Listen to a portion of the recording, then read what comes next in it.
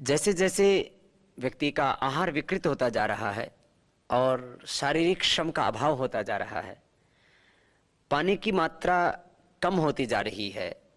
हमारे daily life में हम पानी कम पीते हैं और तले हुए पदार्थ ज़्यादा खाते हैं, उससे पथरी हो जाती है।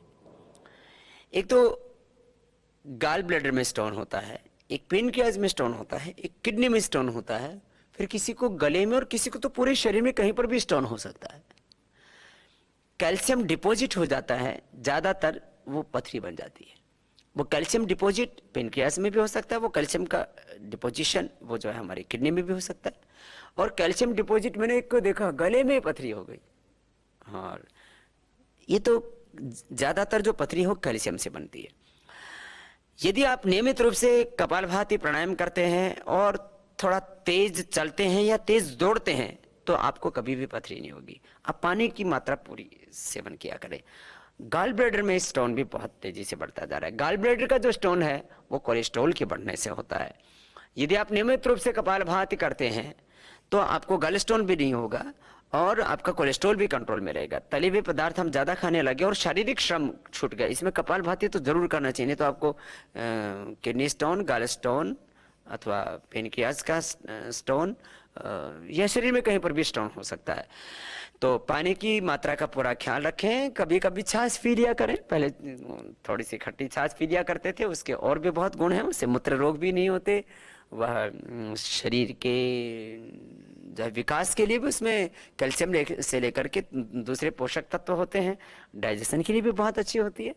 तो छाछ का सेवन कभी कभी कर लिया करें। पहले लोग कुल्थी की दाल कभी कभी खा लेते थे, तो कुल्थी का दाल का सेवन करने से कहीं पर भी आपके शरीर में स्टोन नहीं होगी। और स्टोन होने के बाद आप कुल्थी को उबाल करके, कुल्थी का दाल 1-2 चम्मच ले लिया, उसको एक पानी में उबाल करके एक गिलास पानी में उबाला, 50 ग्राम बच गया, तब 100 ग्राम बच गया तो छान के पी लिया उसको। पथरी के लिए मूली का प्रयोग भी बहुत अच्छा होता है। पहले मूली लोग खाया करते थे, अभी भी हम सलाद आदि में उसका प्रयोग करते हैं। जो मूली का नियमित रूप से सेवन करते हैं उनको पथरी नहीं होती है। जो का आटा कभी कभी खा लेते हैं, जो बारले जो है उसका सेवन बहुत अच्छा रहता है। पहले तो हमारे यहाँ खाने में हम जो है चना है, गेहूं है, बाजरा है, मकई है, अलग अलग तरह के अन्न खाया करते थे। वो स्वास्थ्य के लिए बहुत अच्छा होता है। तो जो का सेवन जो करते हैं उनको भी पथरी नहीं होती है। और पथरी की दवाई के तौर पर हम लोग यवक क्षार है, मूली क्षार है, जो का मूली का क्षार बना लेते हैं, उसकी प्रक्रिया है। फिर हजरल यहूद भस्म उसमें हम डालते हैं, फिर श्वेत प्रपटी का सेवन को उसमें डालते हैं, तो इससे हम अश्विनी हर रस बनाते हैं। ये 1-1 ग्राम सुबह शाम इसका सेवन कर सकते हैं। ये पथरी के लिए बहुत उपयुक्त होती है। और पथरी के लिए कुछ काढ़े होते हैं जड़ी बूटियों के, जैसे वरुण की छाल है, गोखरू है, पुनर्नवा है, पाषाण भेद है, इन सब को मिला करके एक अश्विनी हर क्वाथ हमने बनाया, उसका भी सेवन 1-1 चम्मच सुबह शाम उसको काढ़ा बना करके पी लिया तो उससे पथरी दूर हो जाती है। एक पत्थर चटा पत्ते होते हैं, वो कहीं पर भी कोई किसी भी माली से आप पूछ सकते हैं। हम भी अपने नर्सरी में उसको लगाते हैं, लोगों को सिखाते हैं, बताते हैं कि आप कैसे अलग अलग बीमारियों में अलग अलग औषधियों का, जड़ी बूटियों का प्रयोग कर सकते हैं।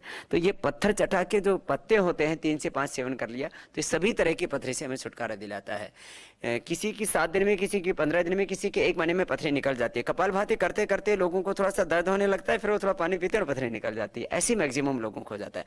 गाल स्टोन में भी यदि बहुत ज्यादा गाल ब्लैडर पूरा ही भर गया है स्टोन से तो उस समय तो फिर आपको ऑपरेशन कराना ही पड़ेगा। लेकिन प्रारंभिक अवस्था का गाल स्टोन भी कपालभाति निरंतर करने से डिजोल्व हो जाता है, क्योंकि वो निकलता नहीं है, वो उसका एक दूसरा तरीका है। तो ये पथरी के लिए योग का और आयुर्वेद का जो उपाय है ये बहुत ही महत्वपूर्ण है और ये रामबाण है, ये अचूक उसकी दवा है।